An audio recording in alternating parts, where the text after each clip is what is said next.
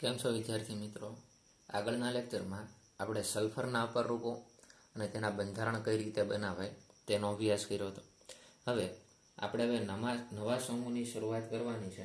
હવે સમૂહ નંબર 17 તેના તત્વોની ઇલેક્ટ્રોન રચના, તેમાં તેની પરમાણવીય અને આયનીય ત્રિજ્યા, આયનીકરણ એન્થાલ્પી અને ઇલેક્ટ્રોન પ્રાપ્તિ એન્થાલ્પી તેની આપણે વાત કરશું. તો નવો સમૂહ આપણે શરૂ કરીએ છીએ, કયો છે? સમૂહ નંબર 17. સમૂહ નંબર 17ની અંદર કયા કયા તત્વો આવેલા છે એ તમને ખ્યાલ હોવી જોઈએ.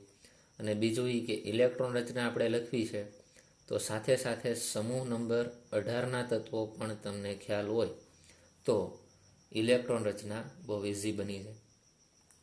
તો પહેલા આવર્તની વાત કરીએ તો પહેલા આવર્તની અંદર 17મા સમૂહમાં કંઈ આવતું નથી. 18મા સમૂહમાં કોણ આવે? તો કે હિલિયમ.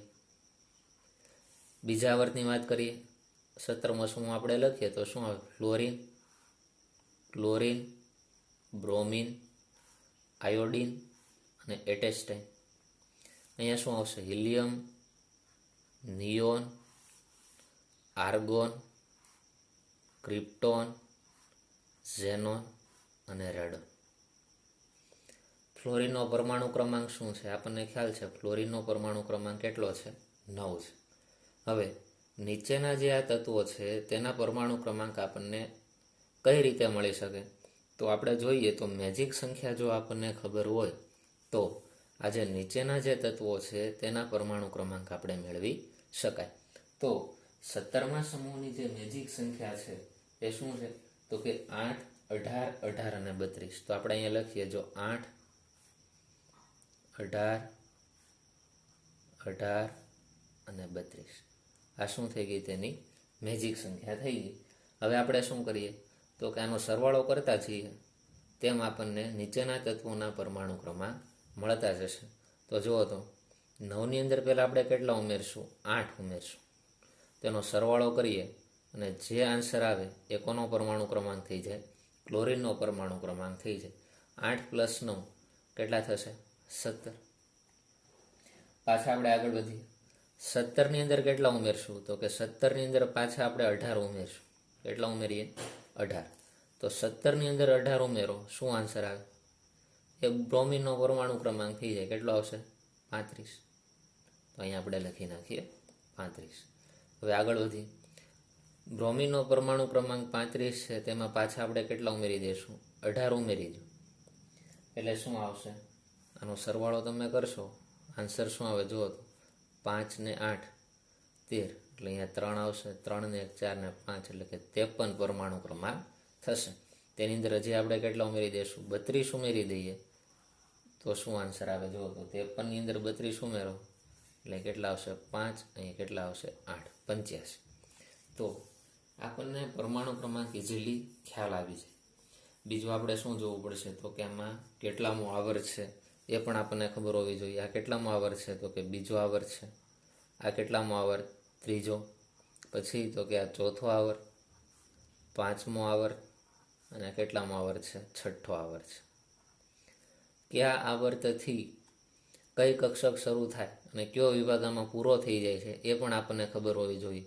કારણ કે 17મો સમૂહ છે એ પી વિભાગમાં આવે, એટલે કે વચ્ચેના જે આગળ તત્વો આવશે તેમાં તો ઇલેક્ટ્રોનની ગોઠવણી થઈ ગઈ હશે. તો જ્યારે આપણે ચોથા આવર્તની અંદર એન્ટર થઈએ છીએ, જ્યારે ચોથા આવર્તની ઇલેક્ટ્રોન રચના લખીએ છીએ ત્યારે n-1 ડી એમાં કેટલા ઇલેક્ટ્રોન ભરાઈ ગયા છે? 10 ઇલેક્ટ્રોન ભરાઈ ગયા હોય તો n એટલે શું? તો કે આવર્તનો ક્રમ કેટલામો છે? ચોથો. એટલે 4માંથી 1 જાય એટલે 3, તો શું થાય? 3d10. એટલે કે ચોથા આવર્તની તમે ઇલેક્ટ્રોન રચના લખો છો ત્યારે તમારે 3d10 લખવું પડશે. બીજું આપણે જોઈએ, પાંચમા આવર્તની વાત કરીએ તો પાછું આપણે સૂત્ર મૂકીએ n-1 d10. કારણ કે ચોથા આવર્તથી ડી વિભાગ શરૂ થઈ જાય છે. અહીં શું આવે? 4d10. છઠ્ઠા આવર્તની વાત કરીએ, જો છઠ્ઠા આવર્તની અંદર એફ વિભાગના તત્વો પણ આવી જાય. તો એફ વિભાગના તત્વો માટેનું સામાન્ય આપણે લખીએ ઇલેક્ટ્રોન કઈ રીતે ગોઠવાય? તો કે n-2f એમાં 14 ગોઠવાશે અને n-1 ડી એમાં કેટલા ગોઠવાશે? 10 ઇલેક્ટ્રોન ગોઠવાશે. તો જો n એટલે કે 6, 6માંથી 2 જાય એટલે 4, એટલે 4f એમાં કેટલા ઇલેક્ટ્રોન આવશે? 14. અને 6માંથી 1 એટલે 5 એટલે કે 5d, એમાં કેટલા ઇલેક્ટ્રોન આવશે? 10. આ રીતે આપણે જ્યારે ચોથા આવર્ત, પાંચમા આવર્ત અને છઠ્ઠા આવર્તના તત્વની ઇલેક્ટ્રોન રચના લખતા હોય ત્યારે એટલું તો લખી જ નાખવાનું, 3d10, પાંચમા આવર્ત હોય તો 4d10, છઠ્ઠો આવર્ત હોય તો 4fમાં 14 અને 5dમાં કેટલા આવશે? 10 ઇલેક્ટ્રોન આવશે. તો જો હવે આપણે પહેલાં લખીએ ફ્લોરિનની ઇલેક્ટ્રોન રચના. તો ફ્લોરિનની ઇલેક્ટ્રોન રચના શું થાય? તો એક કામ કરીએ, પહેલાં નિષ્ક્રિય વાયુ પણ આપણે લખી નાખીએ એટલે વધારે ઇઝી પડે. તો નિષ્ક્રિય વાયુ શું હોય? તો કે જે આવર્તનું તત્વ હોય તેની ઉપરના આવર્તનો નિષ્ક્રિય વાયુ લખવાનો. તો જો આ બીજા આવર્તનું તત્વ છે, બરાબર, ફ્લોરિન છે બીજા આવર્તનું તત્વ છે, તો નિષ્ક્રિય વાયુ કયો લખવાનો? તો કે પહેલા આવર્તનો. તો પહેલા આવર્તનો નિષ્ક્રિય વાયુ કયો થઈ ગયો? તો કે હિલિયમ. જો ઉપર જાઓ હિલિયમ આવશે, એ કાઉન્સમાં શું લખશો આપણે? હિલિયમ. અહીંયા કાઉન્સમાં શું આવશે? નિયોન. પછી અહીંયા કોણ આવશે? આર્ગોન. અહીંયા કોણ આવશે? ક્રિપ્ટોન. અહીંયા કયો આવશે? ઝેનો. તમે જોઈ શકો છો આયોડિન છે, બરાબર. તો અહીંયા નિષ્ક્રિય વાયુ કયો મૂકવાનો? તો કે પાંચમા આવર્તની અંદર આગળ વધો, 18મો સમૂહ એની ઉપરનું તત્વ મૂકી દેવાનું, એટલે આપણે શું મૂકી દીધું? ક્રોમિયમ. હવે 17મા સમૂહના તત્વોની તમને સામાન્ય ઇલેક્ટ્રોન રચના પણ આવડવી જોઈએ. સામાન્ય ઇલેક્ટ્રોન રચના શું થાય 17મા સમૂહના તત્વોની? NH2 NP5. આ રીતે આપણે લખીએ છીએ. જ્યાં n બરાબર શું થાય? તો કે આવર્તનો ક્રમ છે. તો આપણે મૂકીએ, જો 8મો સમૂહ છે, આ અંદરની કક્ષા તો સંપૂર્ણ ભરાઈ ગઈ. આપણે જોવાની કઈ છે? તો કે 12ની કક્ષાની હવે વાત કરશું. તો nની વેલ્યુ કેટલી? 2. તો એની ઇલેક્ટ્રોન રચના શું થઈ જાય? 2s2 2p5. અહીંયા nની વેલ્યુ કેટલી છે? 3. તો એની ઇલેક્ટ્રોન રચના શું થઈ જાય? 3s2 3p5. nની વેલ્યુ કેટલી? 4. એટલે આપણે શું લખશું?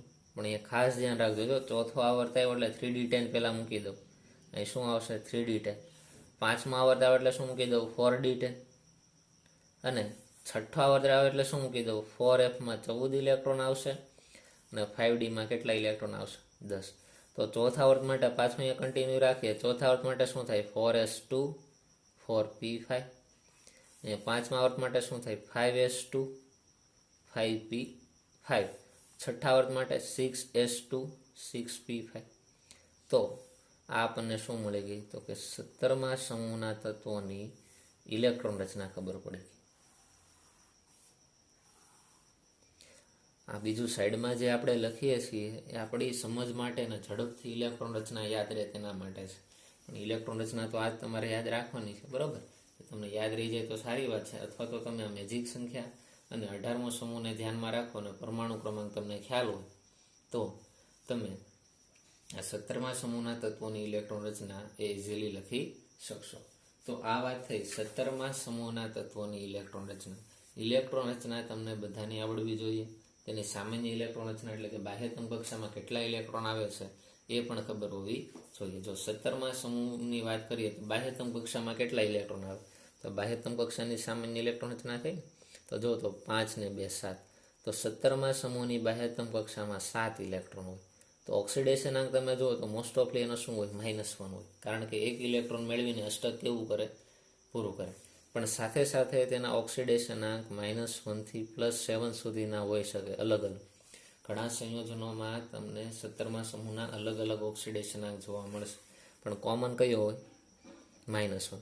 એક્ઝામ્પલ તરીકે ફ્લોરિનની વાત કરીએ તો ફ્લોરિનનો ઓક્સિડેશન અંક હંમેશા -1 જ હોય. આગળ આપણે ભણી ગયા છીએ. ફ્લોરિનનો ઓક્સિડેશન અંક હંમેશા કેવો હોય? -1 જ હોય. બીજા ઓક્સિડેશન અંક એના હોતા નથી. પણ ક્લોરિન, બ્રોમિન, આયોડિન અને એટેસ્ટાઇન જે છે તેના ઓક્સિડેશન અંકમાં -1 થી +7 સુધીનો કોઈ પણ ફેરફાર જોવા મળે એ કોના ઉપર આધાર રાખે?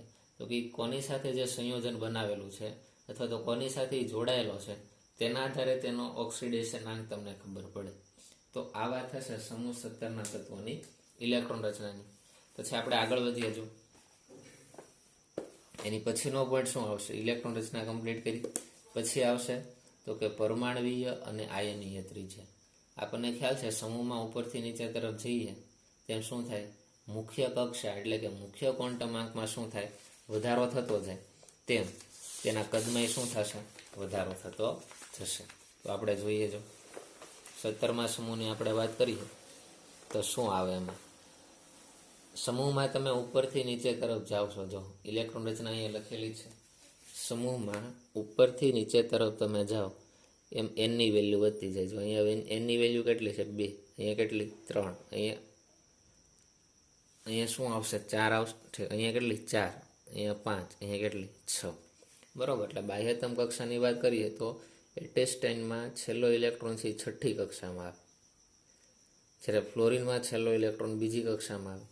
તો કેન્દ્રથી નજીકની કક્ષા કઈ થાય? તો કે આપણે કહીશું કે બીજી કક્ષા હોય કેન્દ્રની નજીક હોય, જ્યારે 6ઠ્ઠી કક્ષા છે કેન્દ્રથી કેવી હોય?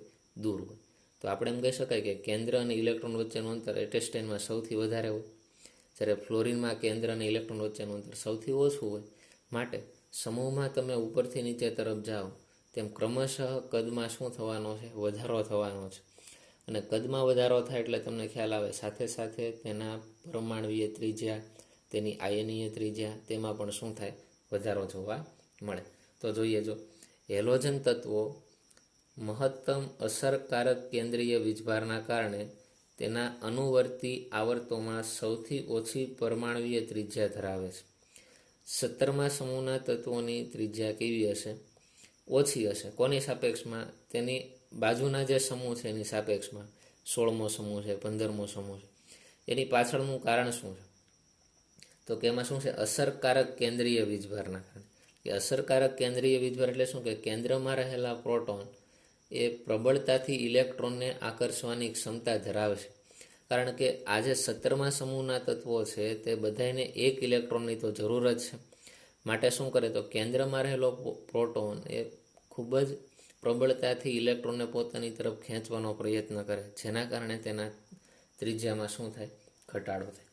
ફ્લોરિનની પરમાણુય ત્રિજ્યા બીજા આવર્તના અન્ય તત્વોની પરમાણુય ત્રિજ્યા કરતાં કેવી હોય? ઘણી ઓછી હોય. હવે જો ફ્લોરિન છે બીજા આવર્તનું તત્વ છે, બરાબર. બીજા આવર્તના તત્વોમાં આપણે લઈએ તો જો કયા કયા આવે?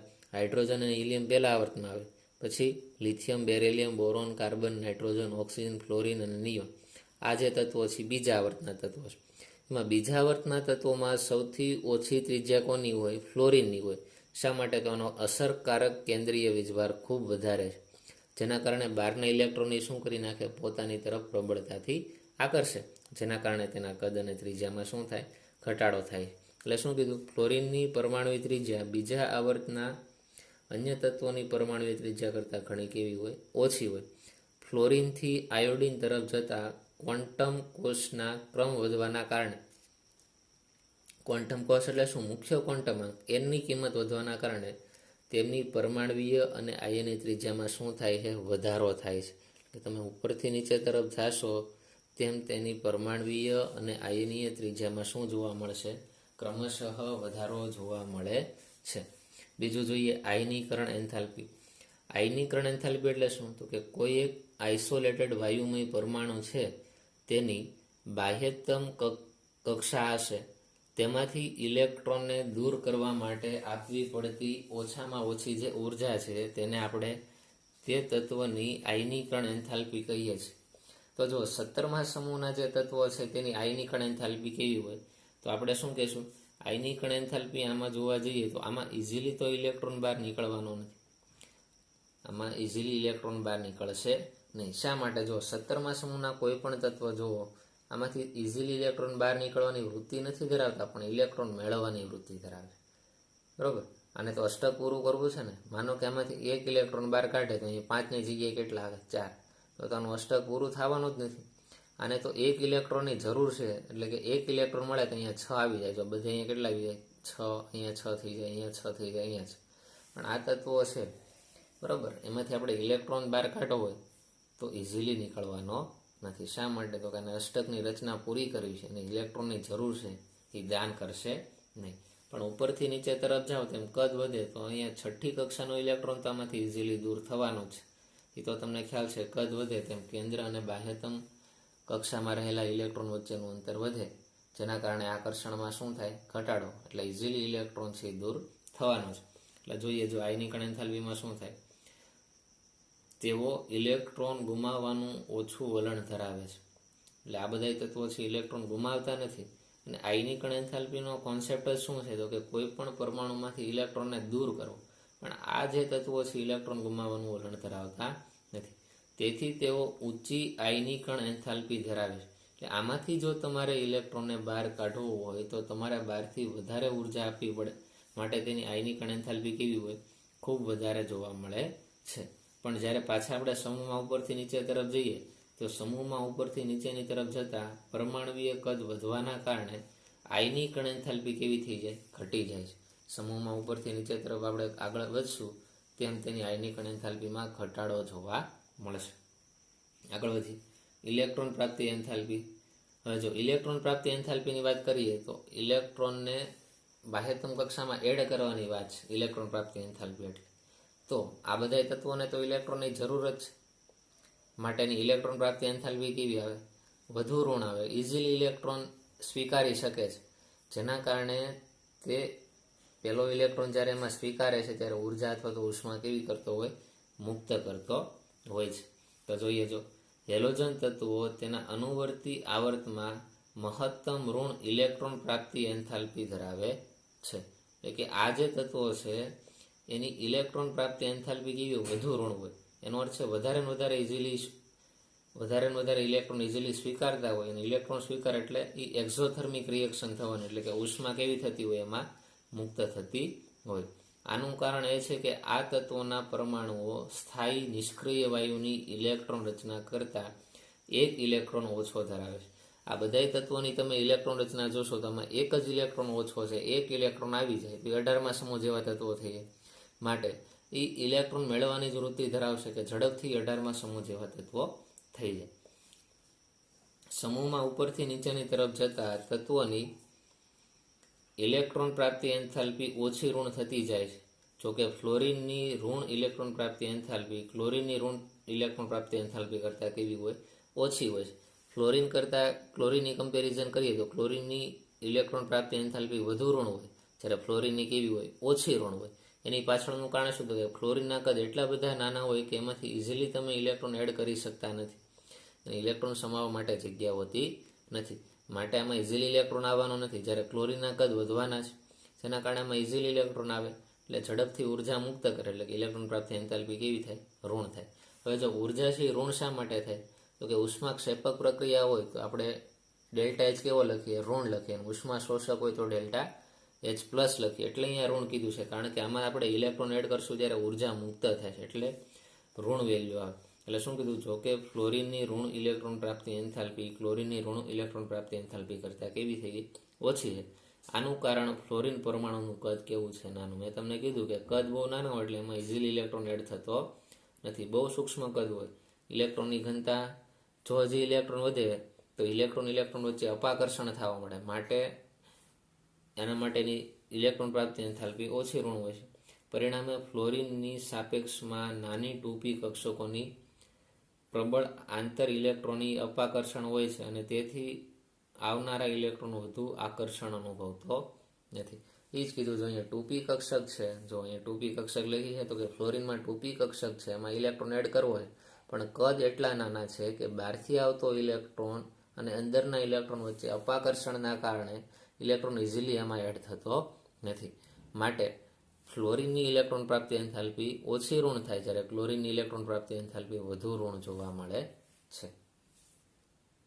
બીજો આપણે એની પછીનો એક પોઈન્ટ જોઈએ, વિદ્યુત ઋણતાવાળો.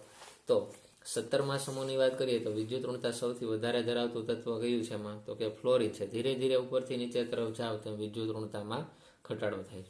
તો જો તેઓ વધુ ઊંચી વિદ્યુત ઋણતા ધરાવે છે. સમૂહમાં ઉપરથી નીચેની તરફ જતાં વિદ્યુત ઋણતા કેવી થાય છે? ઘટે છે. ફ્લોરિન આવર્ત કોષ્ટકમાં સૌથી વધુ વિદ્યુત ઋણમય તત્વ છે. ઉપરથી નીચે તરફ જાવ વિદ્યુત ઋણતા ઘટે, ને સૌથી વધારે વિદ્યુત ઋણતા કોની જોવા મળે? તો કે ફ્લોરિનની જોવા મળશે.